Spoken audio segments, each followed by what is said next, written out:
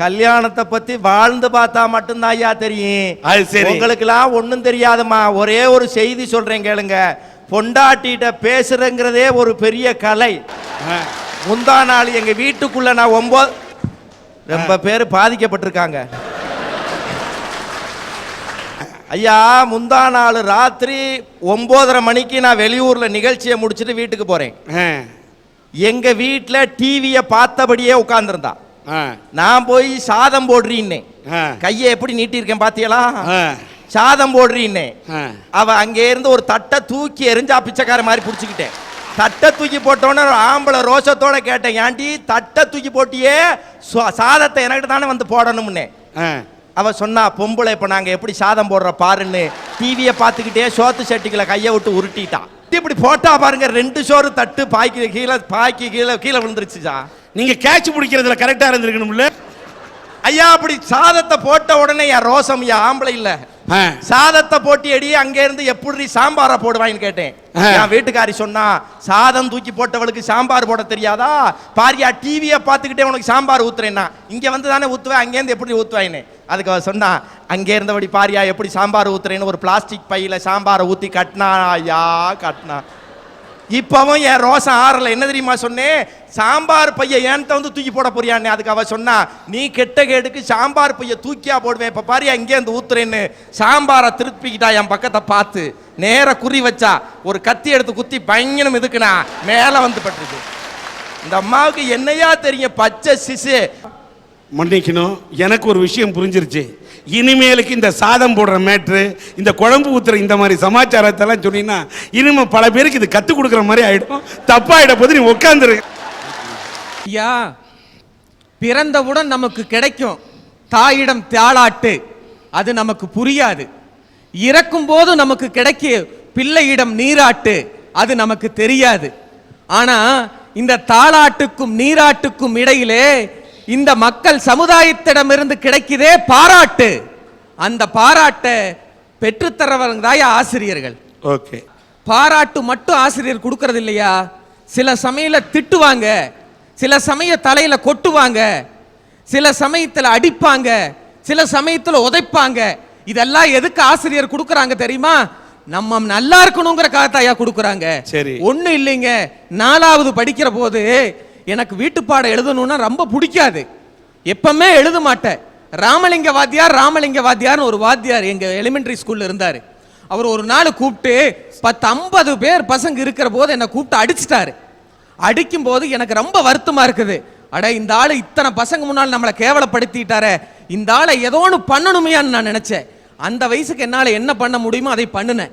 அவர் சாயந்தரம் பக்கத்தூருக்கு மாந்தோப்பு வழியா போவார். போகும்போது நான் அதுக்கு முன்னாடியே நான் போயிட்டு ஒரு மரத்து மேலே ஏறி உட்காந்துட்டேன். அவர் போறாரு, ராமலிங்கம்.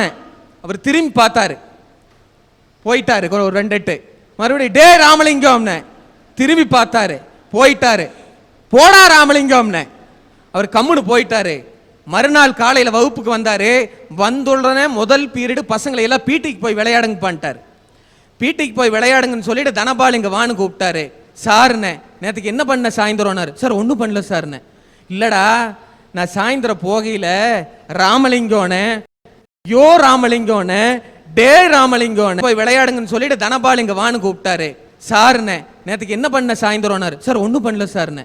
இல்லடா, நான் சாயந்தரம் போகையில ராமலிங்கோனே, யோ ராமலிங்கோனே, டே ராமலிங்கோனே, போடா ராமலிங்கோனே, நீ எத்தனை தடவை சொன்னாலும் நான் ராமலிங்கம் தான்டா, நான் உன்னோட நண்பன்டா, உனக்கு பிரியம், என்னை டேன்னு தான் கூப்பிடணும்னா இனிமேல் டே ராமலிங்கம்னா கூப்பிடுறா, அதை பத்தி எனக்கு வருத்தம் இல்லடா. நீ அந்த உணர்ச்சி வச போட்டு டேன்னு சொல்லும் போது அந்த கிளையை பிடிச்சிட்டு இருந்த கையை விட்டுருந்தேன்னு வச்சுக்கடா, அதுக்கு நான் தாண்டா வருத்தப்படுவேன். அதனால உன்னோட நல்லதுக்கு தாண்டா சொல்ல. நான் ஒன்னு சொல்றேன்டா, உன்னை மறுபடியும் அடிப்பேன், நீ வீட்டு பாடம் எழுதுற வரைக்கும் அடிப்பேன்னு சொன்னாரு. ஒரு ஆசிரியர் கீழே விழுந்துருவேன் நினைச்ச உடனே தான் அந்த மாணவன் அங்க விழுந்துட்டான். என்னை நீ ஒரு முறை அல்ல 100 முறை ராமலிங்கம் என்று கூப்பிட்டு பார், நான் கோபித்துக் கொள்ள மாட்டேன். நீ என்ன சொன்னாலும் நான் உன்னை திட்டுவேன். காரணம், வைரத்தை கூட பட்டை தீட்டினால்தான் அது ஒளி வீசுகிறது. உன்னை கூட நான் திட்டினால்தான், உன் தலையிலே கொட்டினால்தான் நீ வாழ்க்கையிலே ஒளி வீசுவாய் என்று இவரை பட்டை தீட்டிய வைரமாக அனுப்பி வைத்ததால் தான் இன்றைக்கு ஒரு ஆசிரியராக வந்து ஒரு தனபால் இங்கே உரையாற்றி கொண்டிருக்கிறார். ஆசிரியருங்கிற யார் தெரியுங்களா? ஒரு கைகாட்டி மாதிரி. ஒன்றும் இல்லைங்க, நான் கோயம்புத்தூர்லேருந்து பொள்ளாச்சிக்கு வர்றேன். தெற்கு திசை பார்த்து பொள்ளாச்சி 40 கிலோமீட்டர்னு ஒரு கைகாட்டி நிற்கிது. அது நான் தான் உங்களுக்கு வழிகாட்டுறேன், நான் தான் உங்களுக்கு வழிகாட்டுறேன்னு சொல்றது இல்லை. அது போலதாயா ஒரு வழி பயணத்துக்கே ஒரு வழிகாட்டி இருக்கும் பொழுது இந்த வாழ்க்கை பயணத்துக்கு ஆசிரியர் என்பவர்கள் ஒரு நல்ல வழிகாட்டி, ஒரு நல்ல ஏணிப்படி. அத்தகைய ஆசிரியர்களுக்கு தான் என் மனசுல முதலிடம் கொடுப்பையா. ஐயா, கொடுமைன்னு கோயிலுக்கு போனா அங்க ஒரு கொடுமை சிங்கு சிங்குன்னு ஆடிக்கிட்டு இருக்கு. எந்த காலத்துல மகாபாரத கதையில வந்துச்சா துரியோதனன் கேட்டானா எடுக்கவோ கோக்கவோன்னு. போன வாரம் ஒரு சம்பவம் நடந்துச்சுங்க, அதை சொல்லித்தான் ஆகணும். போன வாரம் என் ஃப்ரெண்டு சிவகுமார் வீட்டுக்கு நான் போனேன். அந்த நேரம் பார்த்து சிவகுமார் வெளியில போயிட்டான். எங்கப்பா சிவகுமார்னே? அது எங்க போயிருக்கோ தெரியல, இன்னும் சத்த நேரத்துல வந்துருந்துச்சு. அப்ப சொன்னிச்சு, அண்ணன் அந்த சோபாவில் உட்காருங்கண்ணே வந்துருவாருனேன்ட்டு உள்ள போச்சு. அடுப்படிக்கல. நான் கூட ஒரு காப்பி வருமாக்கணும் நாக்க சப்பிட்டு உட்கார்ந்துருந்தேன். கொஞ்ச நேரம் ஒரு 2 நிமிஷம் ஆன்னு ஒரு சத்தம், மனசு துடிச்சிருச்சு. அடுப்படி பக்கம் தட்டு தடுமாறி உள்ள போனேன்.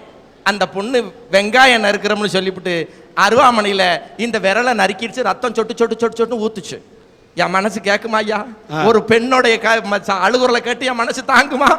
தப்புன்னு கர்ச்சிப் எடுத்தேன், அதை கிழிக்கல, அப்படியே சுத்துனேன். சுத்திட்டு இப்படி டான் அடிச்சேன். சிவகுமார் அப்படியே தீ பழம்பு மாதிரி எங்க 2 பேரையும் பார்த்தான். அங்க என்ன கேட்டாரு? துரியோதனை எடுக்கவோ கோக்கவோன்னு. என் ஃப்ரெண்டு சிவகுமார் என்ன கேட்டான் தெரியுமா? உங்க 2 பேரையும் இப்ப எரிக்கவா புதைக்கவான்னு கேட்டான். எனக்கு 7 பொருத்தம் பார்த்துட்டானுங்க போல் இருக்கு. வாழ்க்கையே 7ஆம் பொருத்தமா இருக்குயா. எனக்கு கல்யாணம் பண்ணி வச்ச புரோக்கரை தான் பொள்ளாச்சியில வந்து காலையில இருந்து தேடுறேன். எங்காவது மாட்டினான்னு வச்சுக்குங்க, இங்க இல்ல எங்கயாவது அந்த புரோக்கர் மாட்டினான்னு வச்சுக்குங்க, பொள்ளாச்சி மலையில உருளுது பாருங்க பெரிய பாறாங்கல்லு, அதை தூக்கி போட்டு அவனை கொன்றுவேன். அப்படிலாம் செய்யக்கூடாது ஐயா. ஐயா, எனக்கு என் வேதனை எனக்கு தெரியும். ஒரு ஆணோட வேதனை ஆணுக்கு தெரியப்படாதா? ஐயா, எனக்கு கல்யாணம் ஆகி 15 வருஷம் ஆச்சியா. ஆனா ஒரு லட்சியம் ஐயா, இனிமே வாழ்க்கையில கல்யாணமே பண்றது இல்லைங்கிற முடிவுல இருக்கேன். ஆமையா, அவ்வளவு தூரத்துக்கு கொடுமையா. உலகத்துல எது தெரியுமா சமூக சேவை? சமூக சேவையில சிறந்தது எது தெரியுமா? 15 வருஷமா நான்லாம் குடும்பம் நடத்துறேன் பாருங்க, தியாக மனப்பான்மையோட. அதான்யா சமூக சேவை. ஆனா எல்லாத்துக்கும் விட எதுக்கு தெரியுமா ஐயா முதலிடம் கொடுக்கணும்? தாய்மைக்கு கொடுக்கணும்யா, தாய்மைக்கு, பெற்றோருக்கு கொடுக்கணும்யா. ஏன் தெரியுமா? கடவுள் ஒவ்வொரு வீட்டிற்கும் வர முடியாது, கடவுள் எங்கும் வியாபிக்க முடியாது என்பதனாலே தாய் வடிவாக வீட்டில் இருக்காரையா, அதுக்காக பாராட்டனையா. சமூக சேவை செய்யறதுக்குன்னு வந்தவங்களை நீங்க சொன்னது தந்தை பெரியார, அவங்க சொன்னது அன்னை தெரசாவ. அக்கா தெரசா இல்ல, அண்ணன் பெரியார் இல்ல. சமூக சேவை செய்யணும்னா அவங்க தந்தையாகணும், இல்லைன்னா அன்னையாகணும்னு சொன்னது இந்த அன்னை தெரசாவ. அன்னை தெரசான்னு ஏன் கூப்பிடுறாங்க தெரியுமா? ஒரு புது கவிஞன் சொன்னா, அன்னை தெரசாவே, நீ கருவுற்றிருந்தால் ஒரு குழந்தைக்கு தாயாகி இருக்கலாம், ஆனால் நீ கருணையுற்று இருந்ததால் இந்த உலகுக்கே தாயானு. கருவில அந்த அம்மா பெத்தெடுத்திருந்தாங்கன்னா ஒரு குழந்தைக்கு அம்மாவா இருந்திருப்பாங்க. மனசுல கருணையை வளர்த்துக்கிட்டதால தாங்க இந்த உலகத்துக்கே தாயானாங்க. அதனாலதான் அவங்கள அன்னை தெரசான்னு கூப்பிட்டாங்க. தந்தை பெரியார் அவரோட குடும்பத்துக்கு மட்டும் சட்டை வாங்கி கொடுத்து பேண்ட் வாங்கி கொடுத்துட்டு இருந்தா யாரும் தந்தை பெரியார்னு கூப்பிட்டு இருக்க மாட்டாங்க. எல்லாத்துக்கும் சட்டை போட வச்சாருல்ல, அதனாலதான் தந்தை பெரியார்னு கூப்பிட்டாங்க. சொன்னதுல நான் நன்றி சொல்றேன். ஏன்னா அம்மாவும் அப்பாவும் அவ்வளவு உயிருக்கு உயிரான வார்த்தை. வேற எந்த உறவுகளுக்கும் அப்படிலாம் இல்ல. தாய் சொன்னதை மட்டும் யாரும் தட்டாம இருந்திருந்தா வாழ்க்கையில பெரிய ஆள் ஆகலாம். தாய் என்ன சொல்லி கொடுக்குறா? தலைவாரி பூச்சூடி உன்னை பாடசாலைக்கு போ என்று சொன்னாலே அன்னைன்னு ஒரு பாட்டு தலைவார சொல்லி கொடுக்குறா தாய். அதிலே கலாச்சாரத்தை வைக்கிறாயா. ஒரு பெண் நேர் வகுடு எடுக்கணும்னு சொல்லி கொடுத்தவ தாய். ஏன் நேர் வகுடு எடுக்க சொன்னா தெரியுமா? சமமா வகுடு எடுத்தா இடதுபுறம் என்பது தாய் வீடு, வலதுபுறம் என்பது புகுந்த வீடு, இரண்டையும் தமிழச்சியும் தமிழனும் சமமாக பார்க்க வேண்டும் என்பதனால சொன்னாயா. என்ன பெத்த ராசான்னு பிள்ளைய தூக்கி கொஞ்சிறாளே ஆத்தாகாரி, அது சரியான வார்த்தையா? இவள்ள அவனை பெத்தா, அப்ப எப்படி சொல்லணும் பிள்ளைய? நான் பெத்த ராசா அப்படிங்க. நான் பெத்த ராசா, அப்ப நான் பெத்தேன் சரி. ஆனால் இந்திய தாய், தமிழ்நாட்டு தாய் என்ன தெரியுமா சொல்லுகிறாள்? என்ன பெத்த ராசாங்கிறாளே, அது சரியான ஒரு நிமிஷம் யோசிச்சு பார்த்தையா, அது சரி. எப்படி தெரியுமா சரி? ஒரு தாய் பிரசவம் ஆக போகிற போது 4000 தேள் ஒன்னா கொட்டுன மாதிரி வேதனை அனுபவிச்சு பிரசவ வேதனையில துடிப்பா, மருத்துவ வச்சு எல்லாம் வந்து காலை கையை பிடிச்சு பார்த்து அந்த பிரசவத்தை எடுத்து முடிச்ச உடனே அந்த குழந்தை வெளியில வந்தோடனே அவ அப்படியே செத்துருவா சார். உணலால், உடலால், உள்ளத்தால், உருவத்தால் மயக்கம் அப்படி செத்து கிடக்கிற மாதிரி கிடப்பா ஐயா. ஒரு 3 மணி நேரம் ஆகும். இப்ப மயக்க நிலையில இருக்கிறவளை தண்ணி தெளிச்சு எழுப்புவாங்க, எந்திரி எந்திரி.